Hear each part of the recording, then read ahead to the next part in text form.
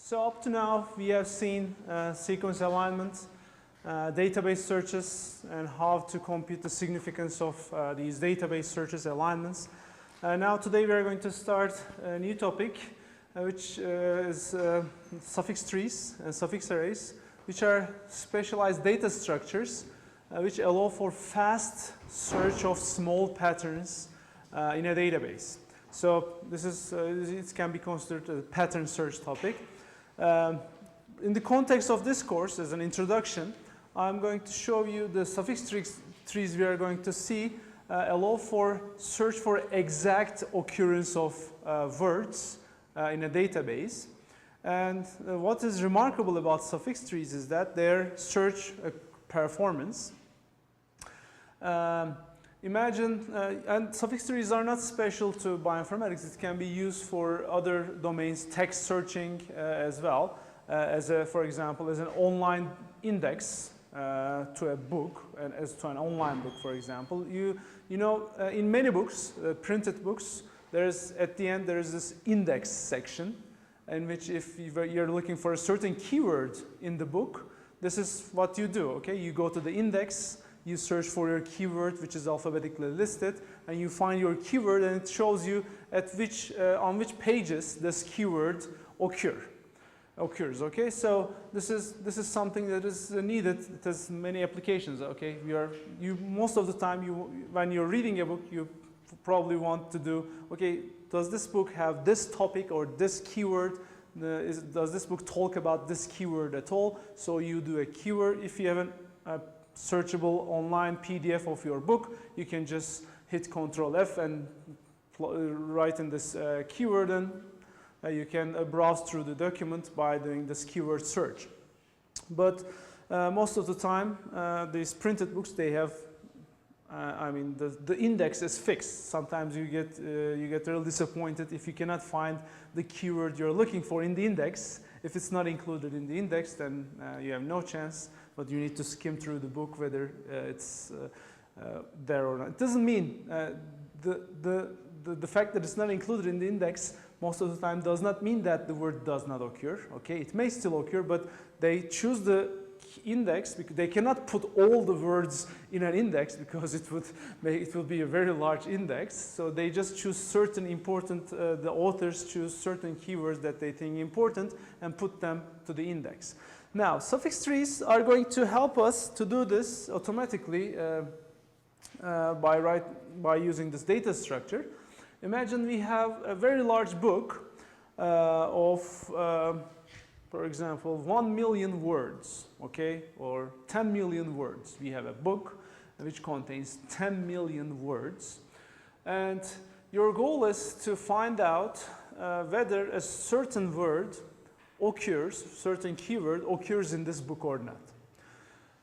If you do not use any index structure, the only thing you can do is do a linear scan of the book and see whether your keyword actually occurs in. So you are going to go word by word.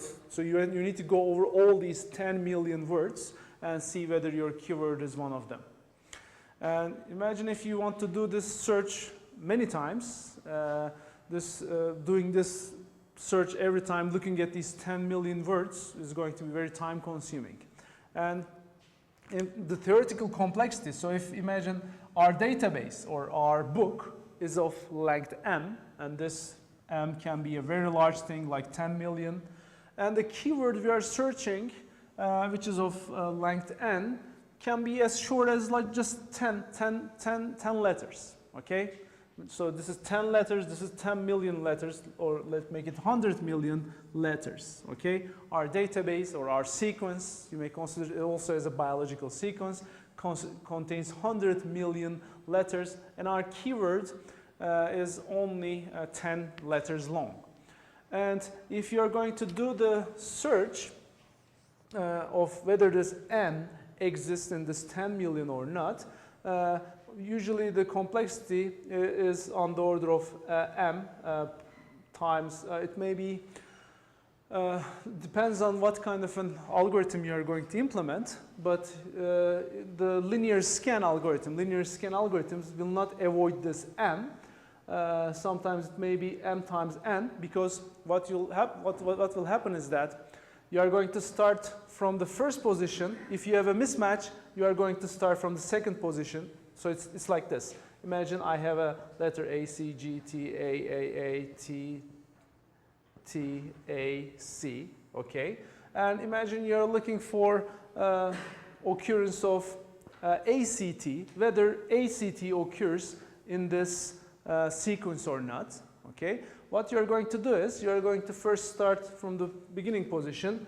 A matches with A, C matches with C, and T matches with, oh no, T does not match with G, so we have a mismatch. So we are going to start from the second position, okay? So we are going to do this 3 times for all possible positions. So our complexity is going to be like OM times N.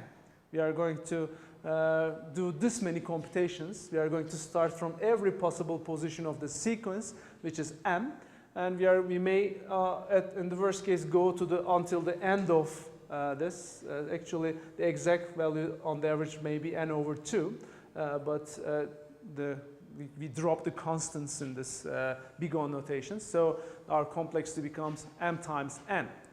By some careful implementation, this may be reduced to a smaller number, but this is still we have this M and N together. Now, what I'm going to tell you is something remarkable. It's going to first sound like magic to you, because what I'm going to say is that we can do this search with suffix trees in ON time. Okay? So this is, what does this say? It says that regardless of your length of your book, whether it's 1 million pages, it's 10 million pages, if you're going to search for a word of length 10, you're not going to do more than 10 operations. Okay? Regardless of your book length, you'll be able to search your keywords in the book proportional to the length of your query. Okay? So this may, as I said, may first sound impossible, but we are going to, of course, have an index structure for this, which is the suffix trees. So to be able to do this search this fast, we need to spend some time. We need to process this, we need to construct the suffix tree. So this is the search time. ON is going to be search time, but we are going to spend some offline pre-processing. We are going to pre-process our book and convert it to a certain data structure, which is again the size of fortunately the index structure is also the size of the book. It's not size of the book times size of the books. It's not OM square. If it was like this, it would be very bad. So we can have an OM index structure. And fortunately, the index structure also can be built in linear time proportional to the book. So it's like by scanning the book one time, you are going to generate another book type of data, but with a different, it has a different structure. You are going to create a suffix tree of that data, which takes the same space as the book. And if you have that, which is constant, that suffix tree is going to be a constant pre-processed data. If you have that suffix tree of your book, you can do any search in that book very fast. It's just going to take time proportional to the query length, regardless of your suffix tree. So that's why it's very remarkable. I mean, these are, but the bad thing here we are going to see today is that the algorithm we are going to see can only handle exact matches. Okay, you'll be looking for exact occurrence of ACT, for example. An occurrence of ACG will not be counted as you cannot look for similar words. If you did some kind of a typo in your query, you may not be able to find the exact occurrence. But there are extensions to suffix trees which can handle such approximate queries. Okay, so now you must wonder what the suffix tree is, okay, which can provide this ON time query performance. Here, the formula, the problem is like this. Given a pattern of length m, find all occurrences of this pattern in a much larger text n. But this time m and n are used in different ways. This time n is something big, okay? This text s is usually something very large. Now here, let me just change these so that we are consistent with the slides, okay? And our query time will be OM. The smaller is M here in this slide. And also the suffix trees can also be used to find the longest common substring of two strings. Given very long strings, S1 and S2, longest common substring problem is the problem to find the substring which is longest and shared between these two sequences. And the exact string matching problem, so finding this small pattern in this text, can be solved simply with a scan of the string. We can actually reduce this m times n to m plus n. Okay. However, when S is, if you're interested only, so if by careful, by a better algorithm, but still we have this n, which is, this n is the large thing, we cannot avoid that. However, when S is very long and we want to perform many queries, it will be desirable if we could search this text very quickly, just proportional to the length of the query, regardless of the length of the text. So to do that, we need to provide an index on this S. And this preprocessing step is especially useful if your text is constant, it doesn't change much, okay? If, for example, if you have a book, that book is written, published, you just do this preprocessing once. You create this index structure once. Since the book is not updated, I mean, it's a printed book, you just provide this index structure with the book, and then this cost is paid once. However, querying is a cost that is paid very often. I mean, you do queries over the book many times. Many users do the query. You do the query multiple times. So searching a keyword is done many times. So our goal is to reduce that time. And in the applications of suffix trees in bioinformatics, there are many different applications. It's used in multiple genome alignment by Michael Hall et al. In 2002. They used it to solve the longest common substring problem. And also, it can also be extended to find the common substrings of more than two strings. If you have 10 genomes, for example, what is the longest common substring of these 10 genomes? Also, it's used for the inverse problem of this common substring is finding strings that are unique to a genome. Okay, this is called this in microarray array design, and we don't know what microarrays are yet. We don't know what oligonucleotides are, but the problem is like this. Imagine you have 10,000 genes. Each of them have a sequence. Okay, 10,000 genes. They have a sequence, and your goal is to select a substring from each gene, like 20 letters long, okay? These genes may be very long, 1,000 letters long, but select a 20 substring from this gene, which should be unique to that gene, which does not exist in any other genes, okay? If you have 25,000 genes, 25,000 sequences, find a substring which is unique to that gene. Why do we need that? Because we are going to get this unique 20 letter, put that on a chip, and so that if that gene is expressed in the cell, that it's going to bind to that specific spot. We don't want another gene to bind to the same spot, so we need a signature sequence which is small enough. So this problem is a practical problem, and suffix trees can also be used to solve this reverse problem of not common, it's specific, unique, finding unique strings in a set of strings. And identification of sequence repeats, it's used in 1999 to find. So it has many different applications in bioinformatics. Now let's talk about what suffix trees are. As the name suggests, it's a tree of suffixes. Okay, and what's a suffix? Given a string like this, A, C, G, T, A, and this long string, a suffix is a substring which goes all the way to the end. So this is a suffix, okay? This is another suffix. So any substring which goes all the way to the end of this string is called a suffix. What's a prefix? A prefix is any substring which starts at the beginning and ends at some point. So this is a prefix, A is a prefix, AC is a prefix, so these are prefixes. And suffixes, we have all the substrings of the string that goes all the way. For example, A here is a suffix, TA is a suffix, CTA is a suffix, ACTA is a suffix, and the string itself, okay, the string itself is also a suffix. Okay, so because it's a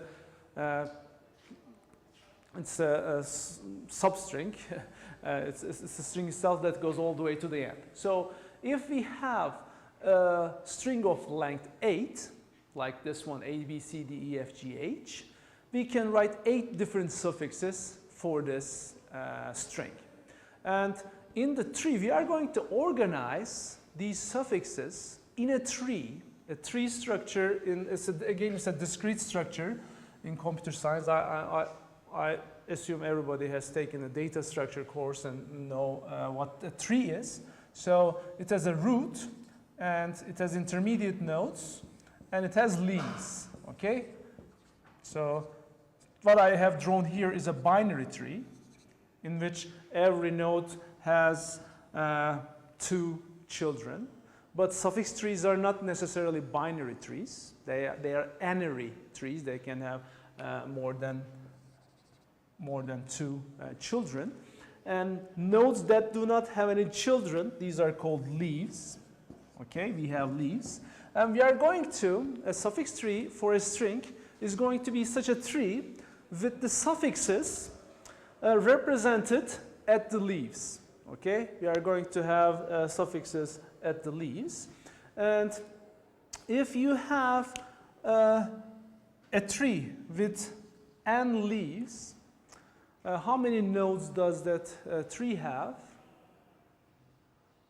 Depending on whether it's an n-ary tree, I mean, depending on, it depends actually on the number of children, but at the end, it is the number of elements of the trees on the order of n, okay? It's not, it may be 2n it may be 2n minus 1 for binary trees, but it is on the order of n if you have n leaves. So this one shows that if you are going to create a tree for 8 suffixes, for n suffixes, the tree you are going to generate at the end, the number of nodes in the tree is going to be linear in the order of number of suffixes or the length of the string, which shows you that the suffix tree you generate is not going to be very large at the end. It's going to be as large as the string itself,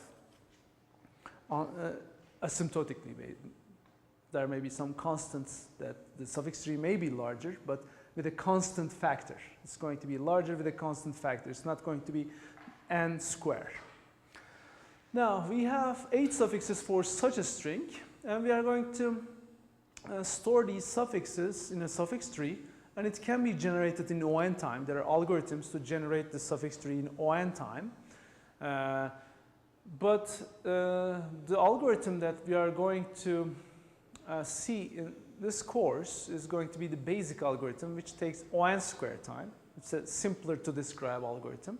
The other ON time algorithm is a more complex algorithm, difficult to describe. And if we have such a suffix tree of these suffixes, we'll be able to search a pattern of length m in OM time. Okay, that's the beauty of the suffix trees. Now, what's a suffix tree? Actually, it was the history of suffix trees goes very early. I mean, almost 40 years ago. This was the first time suffix trees were introduced. There are some certain improvements. The space complexity is reduced, and there's new algorithm which is easier to describe. We are going to, as I said, consider a quadratic time construction algorithm, ON square time. Now, here's the definition. Before we go over how to construct these suffix trees, let's define what a suffix tree is.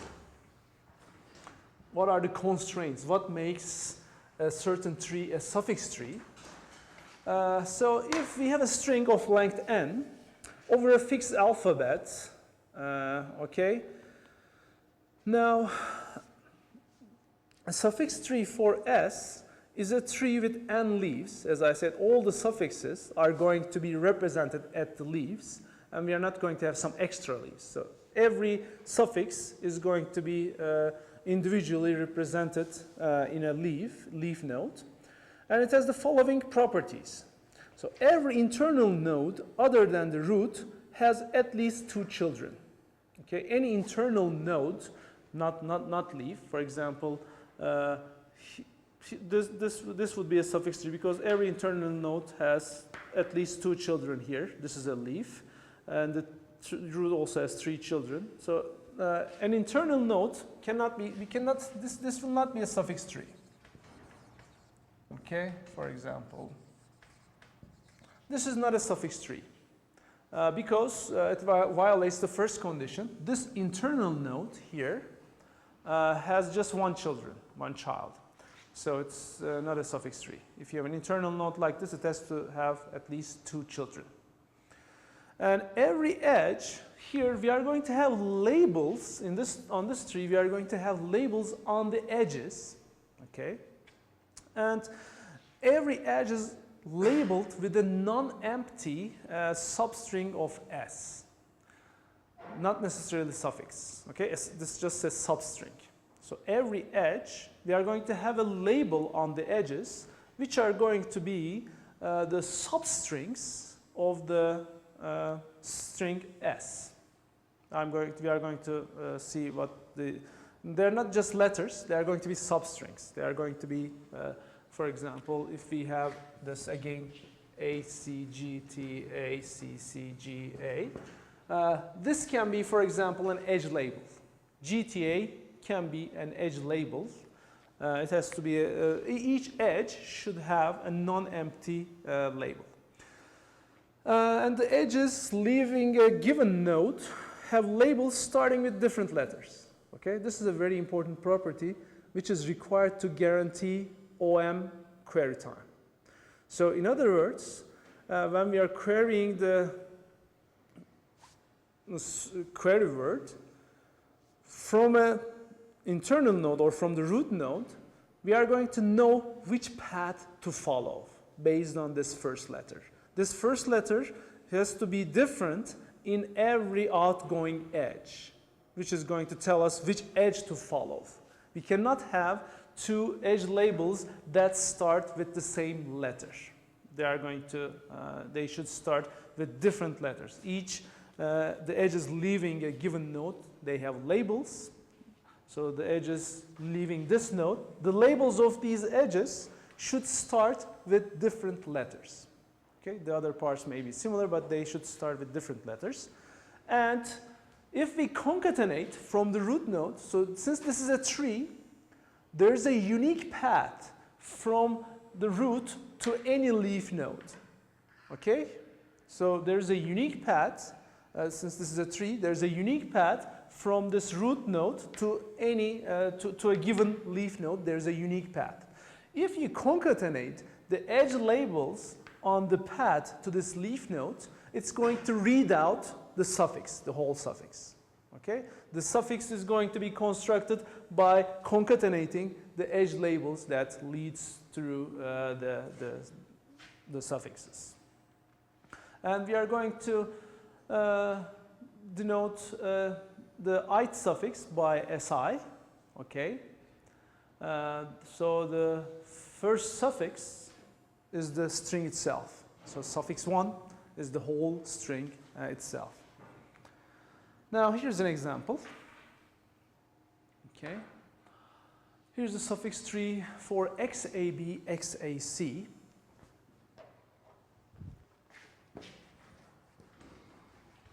Six letters. If you see that, it satisfies all of these constraints. We have 6, so we should have a tree with six leaves.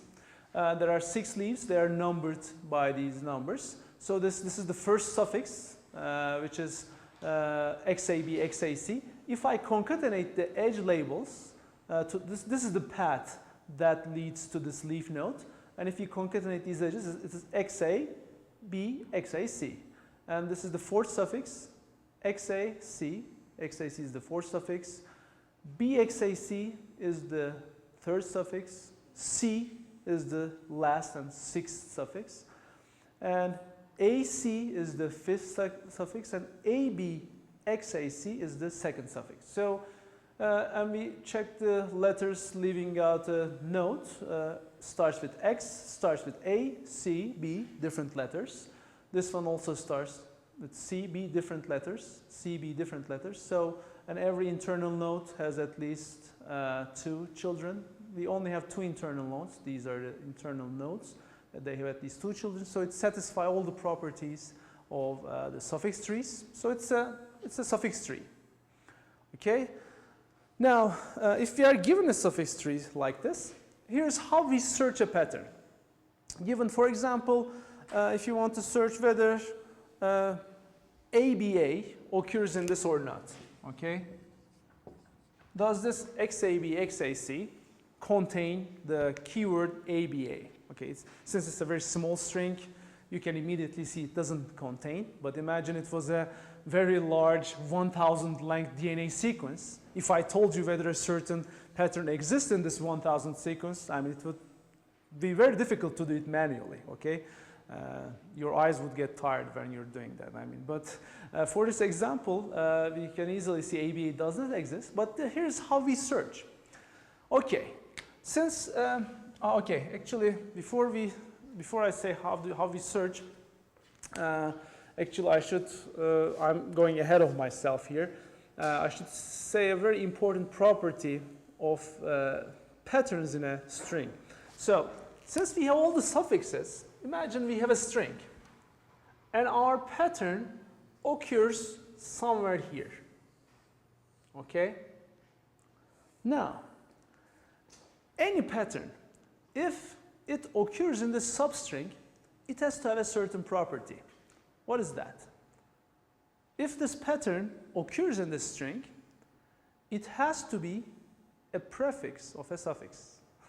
So this is, it's like a riddle, but do you understand what I mean? If this one occurs in this, it occurs in the middle, but if it occurs, it has to be a prefix of this suffix, right? What does this tell us?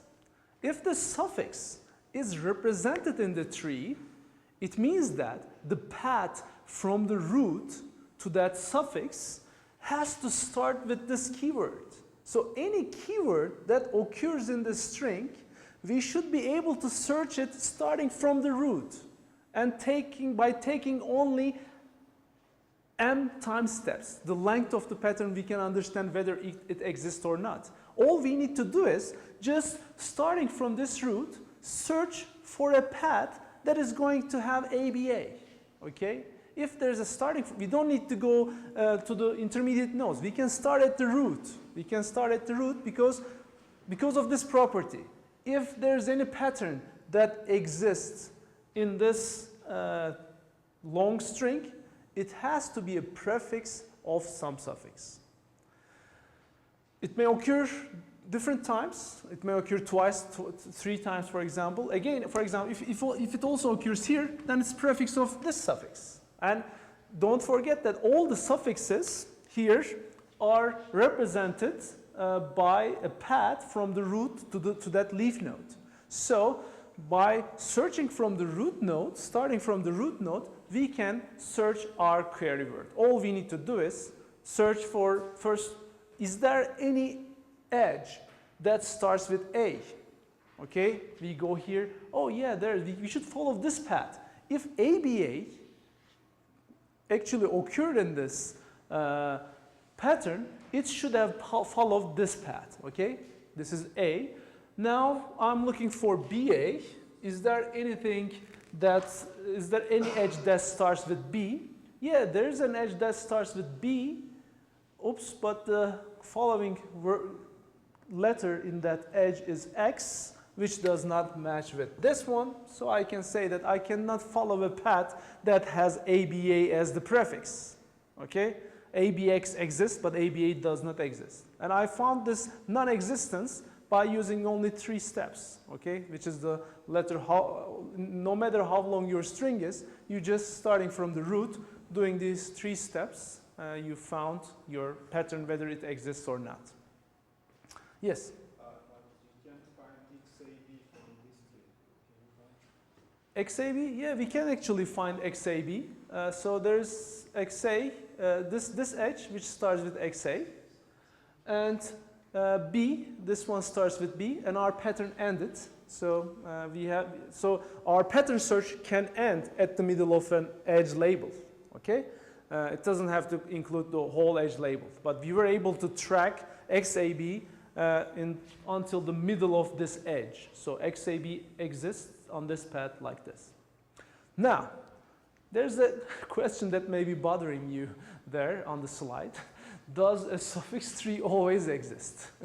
So if you give me a string, can I always draw a suffix tree having these properties? I mean, we should answer this question, because it means if it doesn't exist for all strings, it means that there may be certain books that you cannot create suffix trees for. That would be unfortunate, right? So we should be we should be able to generate suffix trees for every string or every book or every DNA sequence. But the question is can we do that?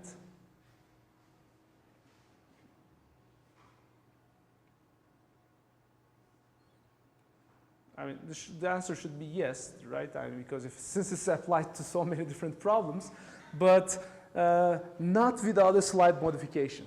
Okay, the actual answer to this, the suffix tree does not always exist for every string. Okay, that's the answer we were not hoping for, but that's the true answer. So, what kind of sequences does not have a suffix tree? Can you tell me a string which I will not be able to create a suffix tree for it? String which have the same characters. Very good. Very good. That's a good example. So imagine we have x, x, x, x, x. I don't need to have such long example, but here, let's try to have the suffix tree, okay? All right, I'm going to have the suffix tree. I have this x, an intermediate node, another x. Oops. The thing is, either you need to do this, okay? There's one leaf for this suffix, this x, and there's another leaf for this suffix xx. Now, this one has label x, this one has label xx. Now, I have violated the rule that the edges that should leave the root has started with different letters. Okay, then let's make it like this. Okay, this is going to be xx. But what I did here is, again, something wrong. This node became a non-leaf node. It became an intermediate node. Okay? It became an intermediate node, and therefore, the suffix x is gone. We don't have any leaf node for that suffix. So I cannot have a leaf node at the same time, and I cannot have edges that starts with different things. So you're right. I mean, I cannot draw a suffix tree for this. And the main reason is, again, looks like a riddle. If a suffix is a prefix of another suffix, you cannot draw a suffix tree. Okay? This is what happened. This suffix x itself, x is a complete suffix, right? It was a prefix of xx. Since it's a prefix, I cannot have it as a leaf node. That was the main reason. If a suffix is prefix of another suffix, it's going to appear as a partial path that ends in the middle. It's not going to be a leaf node. It's going to end at an intermediate node. Therefore, I cannot, even for this simple string, I cannot draw a suffix tree. So what can I do to solve the problem? There is a very, very simple answer. But simple answers are difficult to find. So that's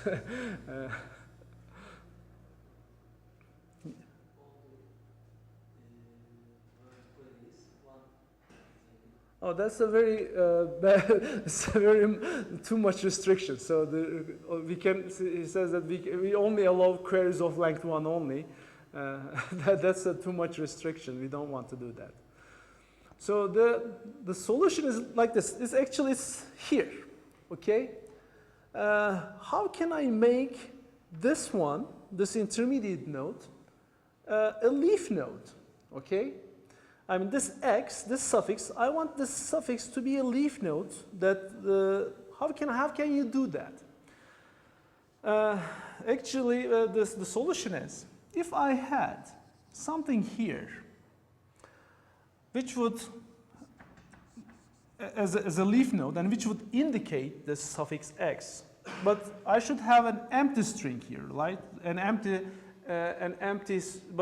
Empty also, this also violates our condition. All edges has to have some label, at least one label. And if you want to do that, just replace this with a special symbol, like the dollar symbol, which does not, a symbol that does not occur in your alphabet, and put it at the end, okay? And what I did was, just I introduced a new symbol which does not, which is not in my alphabet. So this dollar sign cannot occur anywhere in the middle. So it's a non-existent new symbol.